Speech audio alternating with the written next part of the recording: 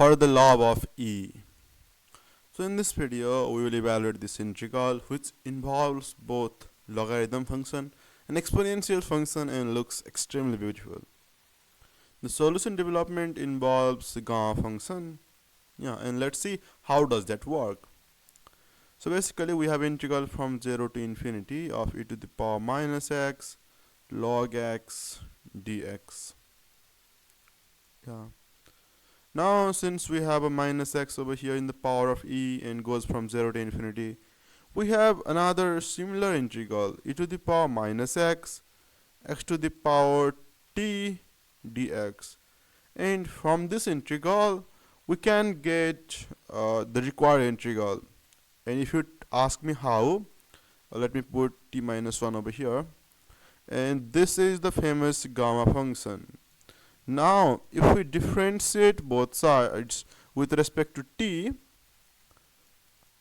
we basically have the derivative with respect to t of the integral.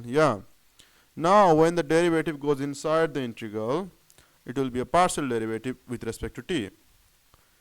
That's also called Feynman's technique. And so for partial derivative with respect to t, x is a constant. So this will be x to the power t minus 1 times ln of x dx. Now if we find gamma dash of 1, this will just be integral from 0 to infinity of e to the power minus x, and x to the power 1 minus 1 is just x to the power 0, that's 1, and ln x dx. So the required integral is just gamma dash of 1 actually.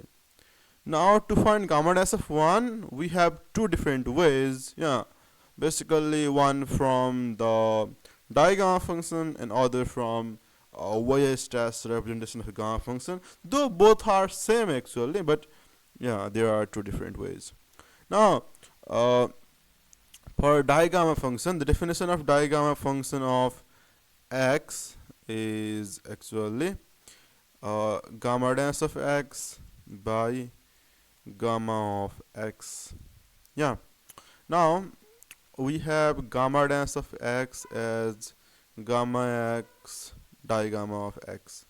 So basically we want to find out gamma dash of 1, so that's gamma 1 digamma of 1, and we have an equation for digamma function of x plus 1, that it is equals to negative of Euler Mastroianni constant plus sum going from k equals to 1 to infinity 1 by k minus 1 by k plus x.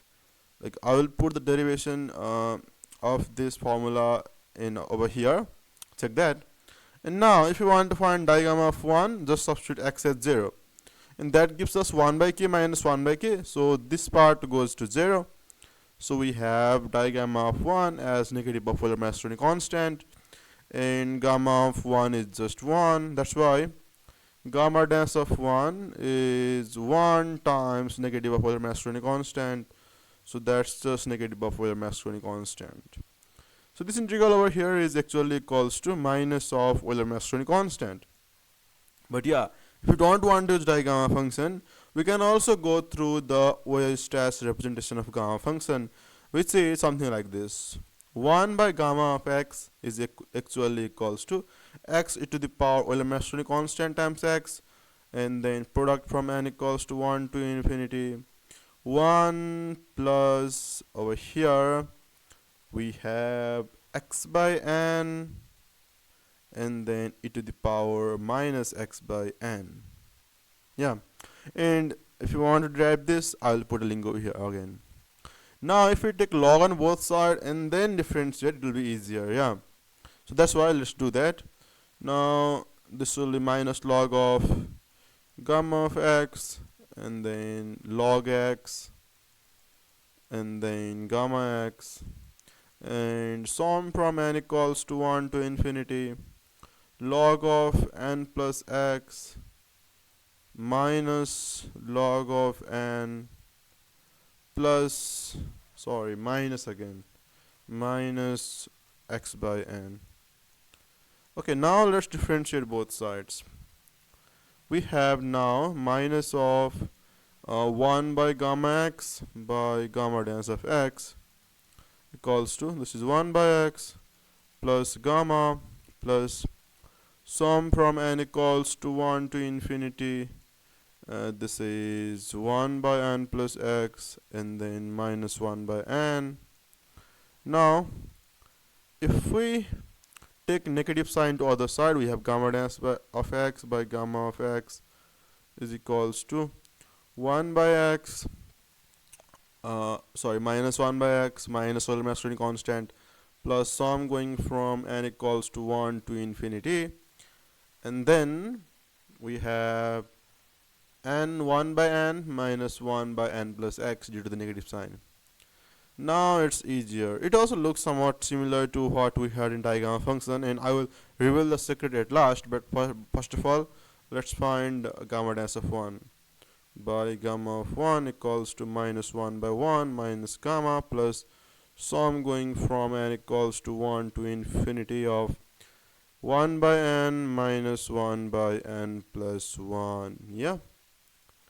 Now gamma dash of 1 by gamma of 1 is just 1 is equals to minus 1 minus gamma plus this is 1 by 1 minus 1 by 2 plus 1 by 2 minus 1 by 3, and so on it goes. This cancels out, so we have gamma dash of 1 equals to minus 1 minus gamma plus 1. That's just negative of Euler-Masonry constant. And we get the result in this way as well.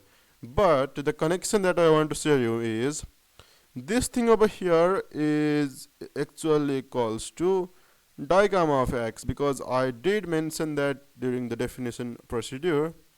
So we have digamma of x plus 1 by x equals to negative of Euler-Masonry constant plus the sum.